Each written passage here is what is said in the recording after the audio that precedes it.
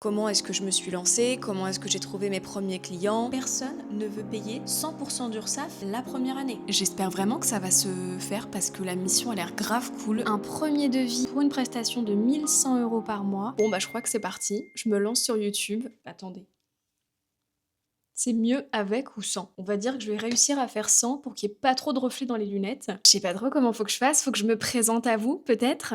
Bonjour, moi c'est Léa, je suis social media manager freelance. J'ai bientôt 29 ans. Oh my god! N'oubliez pas mon anniversaire, c'est le 26 mars. Je suis bélier, ascendant scorpion, lune en scorpion. Oh my god! Ça fait des années que je rêve de me lancer sur YouTube et j'ai décidé que c'était le moment. Voilà. J'ai acheté ma petite caméra pour faire en sorte d'avoir des vidéos de qualité. Je me tape une déterre sur le montage qui n'est pas qui est quelque chose que j'aime bien faire en plus mais dont je ne suis pas experte. Donc j'espère que vous serez indulgents sur la qualité de celui-ci. Et surtout, j'ai envie d'aborder plein de sujets sur cette chaîne YouTube mais qui resteront autour du freelance, de mon job, de mes métiers. Je tease un petit peu ce dont je vais vous parler dans cette vidéo-là. Et je commence notamment avec une première vidéo où je vous embarque dans une journée avec moi, où je vais vous parler un petit peu de ce que je fais dans la journée, mais aussi de mon job de freelance, de comment je me suis lancée, de combien je gagne, etc. Donc des questions un peu génériques. Et j'espère qu'ensuite, on pourra aller dans d'autres sujets, peut-être un peu plus deep, peut-être vous emmener dans d'autres journées, si c'est un format qui vous plaît aussi. Et puis je compte sur vous pour avoir peut-être des petites questions à me poser qui font qu'on ira peut-être explorer d'autres sujets encore auxquels je n'aurais pas pensé. Je vais essayer de pas faire une intro qui soit trop longue et trop boring, donc je vous laisse avec la suite et j'espère que cette première vidéo vous plaira. Jeudi 12 mars, on a une grosse journée devant nous. Il y a un épisode de podcast qui sort pour l'un de mes clients, donc il faut évidemment communiquer dessus aujourd'hui. Pour 2 autres clients, j'ai des posts à publier et des stories à faire en complément. Je dois aussi réaliser un devis pour un appel découverte que j'ai réalisé plus tôt dans la semaine et j'ai un autre appel découverte aujourd'hui avec un autre prospect, un truc qui s'annonce hyper cool, donc je croise les doigts pour que ça se fasse. Et j'ai aussi un mentorat, un coaching que je réalise auprès d'un de mes clients cet après-midi. Des moments que j'adore, c'est vraiment une mission que je fais peu mais que je kiffe. Je crois que j'oublie rien.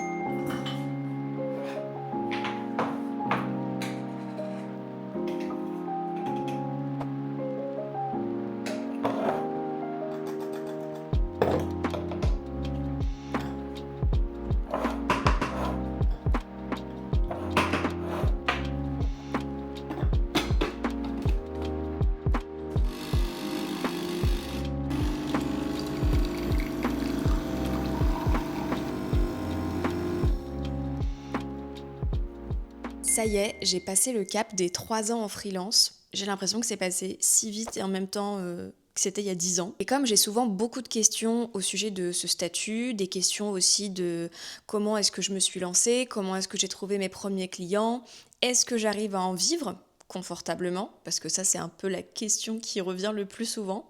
Quel chiffre d'affaires, quel bénéfice j'arrive à en tirer de cette activité? Est-ce que j'arrive aussi à investir dans d'autres projets, vu que je n'ai pas la sécurité d'un CDI? Est-ce que j'ai envie de monter une agence? Quelle est mon ambition pour la suite? Etc. etc. Mais avant de vous parler de tout ça, j'aimerais vous parler du coup de ce que je faisais avant d'être freelance, très rapidement parce que ça n'a pas duré longtemps. Je dis ça parce que je me suis très très vite lancée en tant que freelance, c'est-à-dire que j'ai fait un bac+5, un master 2 en communication. Pendant ma dernière année de master, j'étais en alternance dans une association. J'ai ensuite refait un CDD de 1 an dans cette association, hors école là pour le coup, vraiment genre job salarié. Sauf qu'à la suite de ce job-là, où j'étais chargée de communication et branding, j'ai découvert une passion pour le social media que j'avais déjà. La création de contenu, tout ça, c'était des choses que j'aimais beaucoup. Mais de le faire pour les autres, c'est encore autre chose. Et j'ai découvert que j'adorais vraiment le faire. Donc, quand ce CDD s'est terminé, déjà, j'ai fait mes petits bagages et je suis retournée chez moi, c'est-à-dire à Rouen. Et je me suis mis en quête de trouver au départ un CDI en social media. Je ne cherchais pas du tout à être freelance. C'est ça un petit peu où mon histoire n'est pas tout à fait comme beaucoup d'autres personnes qui se sont lancées en freelance. Je me suis lancée non pas parce que je le cherchais, mais par opportunisme. Ça, c'est un gros mot. C'est-à-dire que j'ai eu une opportunité à un moment qui s'est ouverte à moi où le contrat à la clé n'était pas du tout un CDD ni un CDI, mais un contrat de freelance. Et en fait, je suis assez opportuniste. Et donc, quand il y a quelque chose qui se présente à moi, j'aime bien tester. Et de toute façon, j'avais pas grand-chose d'autre à me mettre sous la dent. Donc, je me suis dit, let's go, allons-y gaiement. Et je me suis donc créé mon petit statut de freelance. Alors, dit comme ça semble pas très compliqué, mais évidemment, j'y connaissais rien du tout. J'ai découvert le site de l'INPI, j'ai découvert l'URSSAF, les impôts pro, bref, plein de réjouissances, ou pas. Mais un point sur lequel j'étais pas du tout inquiète, c'était mes finances. Pourquoi ? Parce que de 1, j'avais pu économiser beaucoup d'argent avec mes anciens stages, alternances et premiers travail, ou surtout, j'habitais toujours soit chez mes parents, soit chez ma tante, à Paris, ce qui fait qu'en fait, je ne payais pas de loyer. Donc, j'ai vraiment coffré un maximum. 2, je suis pas du tout dépensière. Donc, encore une fois, j'économise beaucoup. Et 3, j'avais le droit au chômage. Donc, j'avais une certaine stabilité et sécurité financière qui faisait que le statut de freelance et donc de me lancer à mon compte, ne pas savoir si j'allais avoir des clients, si ça allait être viable ou pas, c'était pas une crainte. Ce qui permet quand même de se lancer dans des conditions beaucoup plus sereines. Dans mon cas, j'étais encore plus sereine parce que, comme je vous l'ai dit, j'ai rencontré une opportunité qui faisait que, au moment où je me suis lancée, j'ai pu directement avoir un contrat. Et du coup, qui dit contrat, dit client, dit chiffre d'affaires. Si jamais je pouvais quand même vous donner un conseil, ou si je pouvais parler à la Léa d'il y a 3 ans, je lui dirais de ne pas prendre le chômage en mode art, c'est-à-dire que chaque mois, je déclare à France Travail ce que j'ai gagné en termes de chiffre d'affaires, et eux me verser des indemnités de façon mensuelle, si jamais ce que je gagnais était moins que mon indemnité mensuelle. Sauf qu'en fait, j'ai quasiment pas utilisé mes droits au chômage, je n'ai fait que de les décaler et j'aurais dû prendre l'ARCE qui, si je ne dis pas de bêtises, et c'était comme ça à l'époque, Pôle emploi, France Travail, pardon, parce qu'ils ont changé entre-temps. France Travail me versait un pourcentage du total de mes indemnités à un instant T et me versait le reste à un autre instant T. Et en fait, on se retrouve à avoir en poche tous ces droits au chômage. Et je n'ai pas fait ça parce que je voyais ça comme peut-être un peu risqué d'avoir d'un coup beaucoup d'argent sur mes comptes, peut-être que j'allais le dépenser, etc. Mais en vrai, pas du tout. Léa, tu ne dépenses rien. Donc, je ne vois pas pourquoi tu t'es mis ça en tête. Donc, en gros, je me retrouve avec des droits au chômage qui,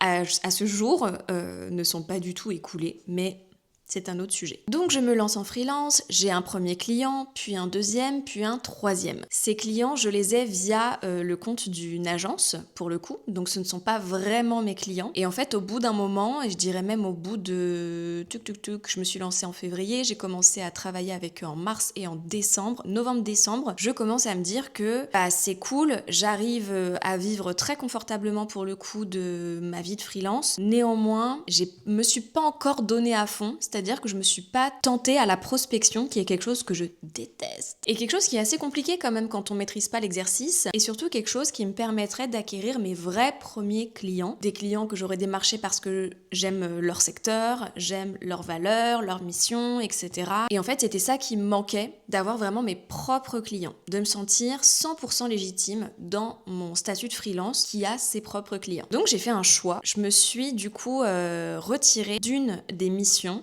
la plus onéreuse et donc celle qui me prenait le plus de temps pour pouvoir aller chercher d'autres clients. Sauf qu'à ce moment, on était en janvier 2024, donc début d'année 2024, et j'ai mis beaucoup de temps à retrouver des nouveaux clients. Et si je ne dis pas de bêtises, il a fallu attendre juin, le mois de juin 2024, pour que je trouve une nouvelle mission qui me prenne beaucoup de temps finalement, parce qu'à la base j'étais en remplacement temporaire le temps que l'équipe en question retrouve une personne en CDI. Spoiler alerte, la mission a duré 9 mois. Et c'était vraiment une mission, mais formidable, avec des gens formidables, pour une entreprise que j'adorais déjà avant de commencer à faire ce taf-là. Et c'est surtout une mission qui m'a permis de me légitimer déjà moi-même. J'ai eu beaucoup moins le syndrome de l'imposteur. C'est une mission qui, vous savez, des fois il suffit d'un nom sur un CV, sur un portfolio, pour vous déclencher des nouvelles opportunités. Et c'était cette mission. Et c'est cette mission qui m'a redonné un élan, mais je vous dis pas, à partir de là, j'exagère presque, mais c'est pas que je croulais sous les missions, mais j'étais en mode, mais que se passe-t-il ? Que se passe-t-il ? Qui sont tous ces gens qui d'un coup veulent travailler avec moi ? Alors, ce que je trouve quand même hyper important à préciser, c'est que certes, j'ai eu cette mission qui m'a permis de gagner en confiance et en légitimité, mais ce que je faisais aussi, c'est que je communiquais hyper régulièrement via mes réseaux sociaux, notamment via Instagram et via LinkedIn pour essayer de trouver des clients. Et en fait, cette communication que j'avais entreprise au moment où je me suis lancée en freelance, donc en février 2023, je ne l'ai jamais arrêtée. Et donc, cette stratégie d'inbound marketing, c'est-à-dire je crée du contenu en espérant que ça parle à des personnes et que ces personnes aient envie de travailler avec moi par la suite. C'est une stratégie très long terme, hein. C'est pas quelque chose qui est efficace du jour au lendemain. Néanmoins, au bout de 1 an et demi, elle a porté ses fruits. Et donc je dirais que cette complémentarité de et j'ai trouvé la bonne mission et j'ai une création de contenu qui est régulière et qui apporte de la valeur, qui porte ses fruits finalement, ça m'a permis de trouver mon équilibre et donc de trouver des nouvelles missions sans prospecter. Voilà, je ne prospectais plus. Mon goal quoi. Et ensuite, j'ai assez facilement enchaîné les missions, signé des devis, etc. Et jusqu'à aujourd'hui où je vis très confortablement avec pas mal de missions. Encore aujourd'hui, vous avez vu, j'ai un appel découverte. J'en ai eu un la semaine dernière, un en début de semaine. Donc c'est assez cool. C'est pas des gens que j'ai prospectés, c'est des gens qui m'ont trouvé sur LinkedIn ou à qui j'ai été recommandée aussi. Donc c'est formidable. C'est un petit peu la voie royale, je dirais. Après, il n'y a plus qu'à ce que je fasse bien mon taf, que je convertisse en rendez-vous. Donc ça, c'est encore quelque chose où je travaille dessus. Je me prépare en amont pour être sûre de délivrer exactement ce que la personne attend de moi en face. Mais si je parlais chiffre d'affaires. Bon, pour le coup, je suis obligée de revenir à mon bureau parce que j'ai besoin de mes petits tableaux Excel pour être sûre de ne pas vous dire de bêtises. Alors, déjà, je trouve ça intéressant de vous partager comment je me suis organisée. Parce qu'en fait, j'ai tenu à jour un tableau Excel, ou plutôt 2 tableaux Excel. J'ai un onglet par année. Et chaque année, j'ai ce que j'appelle un budget prévisionnel et ensuite un budget à date. Je ne sais pas pourquoi j'appelle ça budget. C'est pas tellement un budget, mais on se comprend. Donc j'ai un tableau de chiffre d'affaires prévisionnel dans lequel j'ai rentré tous mes clients et ensuite j'ai janvier, février, mars, avril, jusque décembre. Et à chaque fois, je viens écrire du coup le montant pour lequel je travaille chaque mois associé au client. À la fin, j'ai une colonne totale, donc je sais combien chaque client m'a rapporté chaque année et tout en bas, à droite, j'ai une case totale pour le chiffre d'affaires global que m'ont rapporté mes clients. Donc ça, c'est mon chiffre d'affaires prévisionnel parce que c'est le chiffre d'affaires que j'ai devisé. J'ai fait des devis qui ont été signés pour lesquels je dois être rémunérée. Mais dans les faits, moi, je ne suis pas rémunérée le même mois que celui où j'effectue ma prestation de service. C'est-à-dire que généralement, disons là je travaille tout le mois de mars, mes factures je les fais soit fin mars, soit début avril, donc je suis payée le mois d'après. Et puis il y a des retards qui existent aussi. Donc pour ça, j'ai un autre tableau de chiffre d'affaires à date, cette fois-ci, où je viens rentrer précisément le montant que le client m'a payé dans la colonne du mois qui correspond bien. Et donc, par exemple, en 1900... Léa, réveille-toi, il est 10h40. Donc en 2023, j'ai fait un total d'un petit peu moins de 30 000 euros. Chiffre d'affaires. Sachant que la première année, j'ai bénéficié de l'ACRE. L'ACRE, c'est une bénédiction. S'il vous plaît, n'oubliez pas de la demander lorsque vous faites votre création de micro-entreprise. Personne ne veut payer 100% d'URSSAF la première année. On est bien d'accord. Et donc, ce que j'aime bien calculer, parce que j'aime bien avoir une idée plus nette de ce que j'ai finalement en poche à la fin, je me considère comme ma salariée. Et donc, une fois que de ce chiffre d'affaires, j'ai retiré l'URSSAF, les impôts, les charges que je peux avoir aussi, bref, toutes les dépenses qui sont liées à ma micro-entreprise, je divise par 12 cette somme, ce résultat-là, et donc j'ai un résultat de salaire que je pourrais me verser par mois. À partir de 30 000 euros de chiffre d'affaires, je pouvais me dégager 2 700 euros par mois de salaire. Ça, évidemment, c'est si je ne fais pas de trésorerie et que du coup, je ne laisse absolument rien à la fin d'année sur mon compte. Ce qui n'est pas du tout ma stratégie, ni une bonne stratégie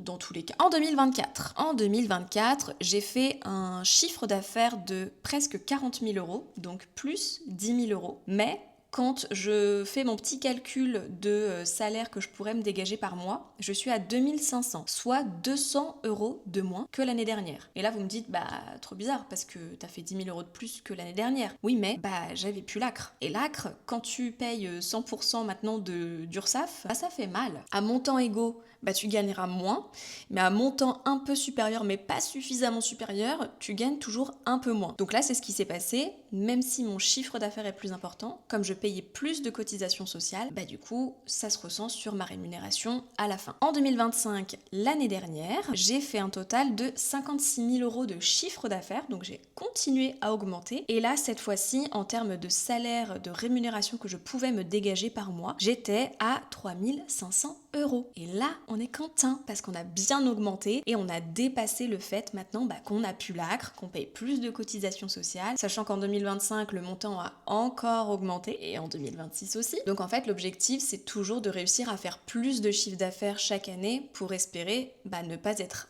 entre guillemets, pas à perte, mais sur une pente descendante de rémunération in fine. Et si je vais un peu plus loin dans la rémunération, la première année, donc en 2023, je me suis pas versé beaucoup parce qu'en fait j'ai voulu coffrer un max, c'est-à-dire mettre tout en mode trésorerie parce que je savais pas encore combien les impôts allaient me prendre, comment ça allait se passer avec l'URSSAF, les besoins que j'allais avoir, etc. Donc en fait, je me suis versé 3500 euros en 2023, donc pas grand chose.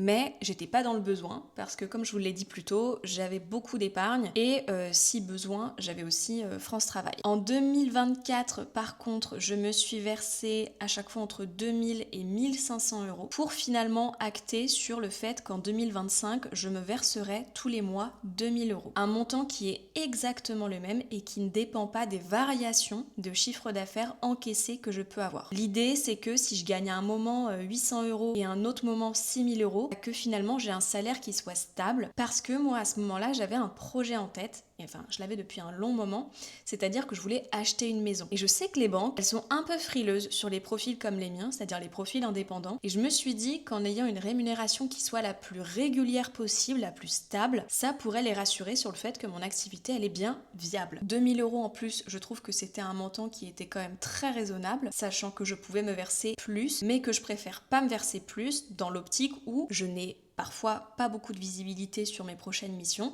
et donc je veux pas m'emballer à me verser des 3000 euros parce qu'en effet en 2025 j'aurais pu, si j'avais voulu, me verser 3500 euros par mois. Au final je suis restée à 2000 euros, ce qui me permet de mettre quand même de côté en trésorerie et malgré tout de me dire que j'ai une marge ensuite de progression sur cette rémunération. Et en 2026, donc pour cette année, j'ai décidé maintenant de passer à 2500 euros, sachant qu'en janvier je me suis versé une petite prime d'activité. Voilà, je me fais des petits kiffs à moi toute seule parce qu'en fait sinon j'ai vraiment beaucoup trop de trésorerie qui dort sur mon compte professionnel, donc je me reverse cet argent sur mes comptes personnels pour ensuite pouvoir l'investir, l'épargner. Je crois que vous savez tout, n'a plus de secret. Je vous parlerai un autre jour, je pense, de la TVA, de mon passage en TVA. Une belle aventure encore une fois ça.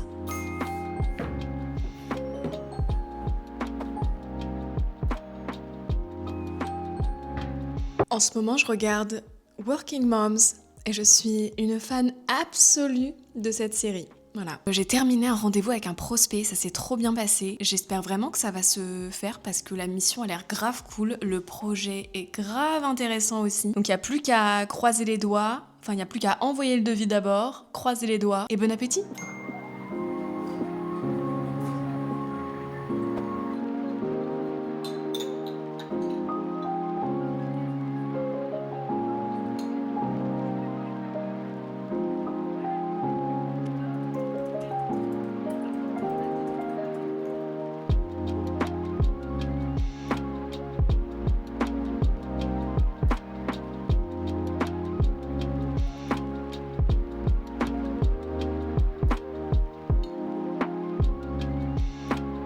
Vous en pensez quoi de mon accoutrement ? Hop. Professeur Rogue n'a qu'à bien se tenir. Sinon j'ai super faim, donc comme j'ai 10 ans et demi, je vais me faire un petit goûter.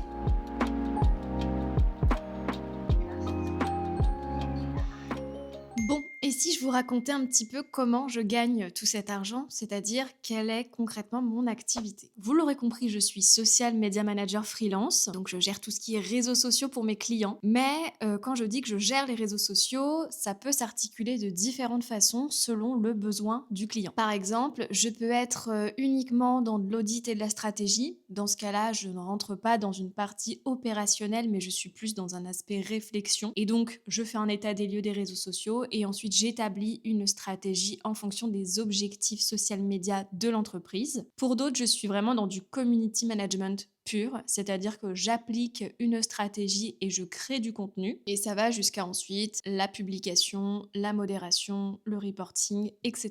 Quand je dis que je crée du contenu, c'est-à-dire que je fais aussi tout ce qui est création de visuels, beaucoup de carousels que je fais sur Canva. Je ne suis pas graphiste, mais c'est vraiment une passion, les carousels. Et je fais aussi, s'il s'agit de vidéos, du montage vidéo. Une autre façon aussi d'exercer cette profession de social media manager, c'est de venir en tant que coach, mentor. Et donc, à raison de quelques heures par mois, je viens accompagner mes clients dans leur création de contenu, dans leur stratégie. En fait, tout dépend de leurs besoins. Je suis là plutôt comme un bras droit en social media, un soutien, quelqu'un qui va venir les pousser, peut-être les remettre dans le bon chemin, leur faire se poser aussi les bonnes questions. C'est vraiment une prestation que j'adore, ça, pour le coup, le mentorat, le coaching. Pour d'autres, je vais être uniquement dans de la création de contenu, et là, même plus précis, la création de contenu visuel, donc que ce soit des carousels ou bien des vidéos, des reels. Et là, généralement, le client vient avec l'idée en question, vient avec le brief, ce qu'il veut que je réalise, et c'est à moi de mettre tout en œuvre pour que visuellement, son propos se retranscrive bien.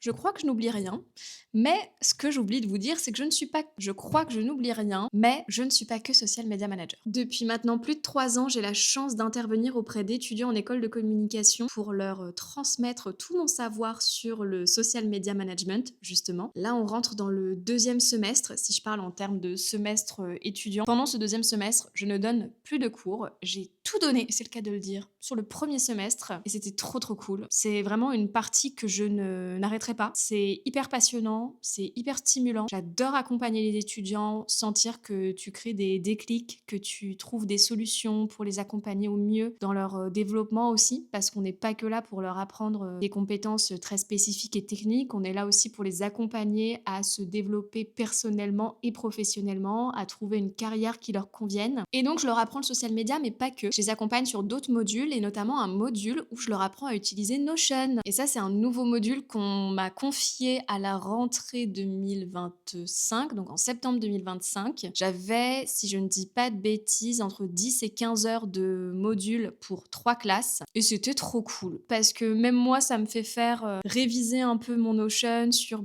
comment, vis-à-vis de personnes débutantes et qui appréhendent tout juste l'outil, comment se l'approprier, comment avoir un usage qui soit le moins complexe possible. Et c'était vraiment un module hyper sympa à faire, avec beaucoup de mise en pratique. Et enfin, j'ai une 3e activité, et c'est que je suis pet sitter. Voilà, plus précisément cat sitter. Voilà. Si je suis plus précise sur le type de clientèle dont je m'occupe majoritairement de petits chats à qui je viens rendre visite quand leurs propriétaires partent en vacances. Donc généralement, ça se passe plutôt sur les périodes justement de vacances, que ce soit là par exemple en février, j'ai eu 3 pet sittings. L'été, j'ai beaucoup de pet sitting. L'été dernier, en août dernier précisément, j'avais jusqu'à 6 visites par jour. Voilà, je sais pas si vous vous rendez compte, mais moi je trouve ça énorme. 6 visites par jour. Et dites-vous, je n'étais pas en vacances. Donc je faisais du pet sitting, je faisais du social media management, et en plus, je déménageais. Si jamais vous aviez des petites questions sur toutes mes activités, n'hésitez pas à me les poser en commentaire. Lol,